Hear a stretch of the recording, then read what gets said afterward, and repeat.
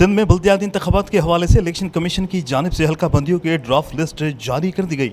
अब Hyderabad district council को municipal corporation का दर्जा दे दिया गया है, जिसमें 9 टाउन कॉर्पोरेशन, 160 यूनियन कमेटीज और 640 वार्ड होंगे। इस जमन convener delimitations committee district election commissioner Hyderabad Mohammad Yousuf Majidano की जानिब से जारी करदा डी लिमिटेशन लिस्ट के मुताबिक टाउन म्यूनिसिपल कॉर्पोरेशन नेरून कोट में 18 यूनियन कमेटीज और 72 वार्ड होंगे।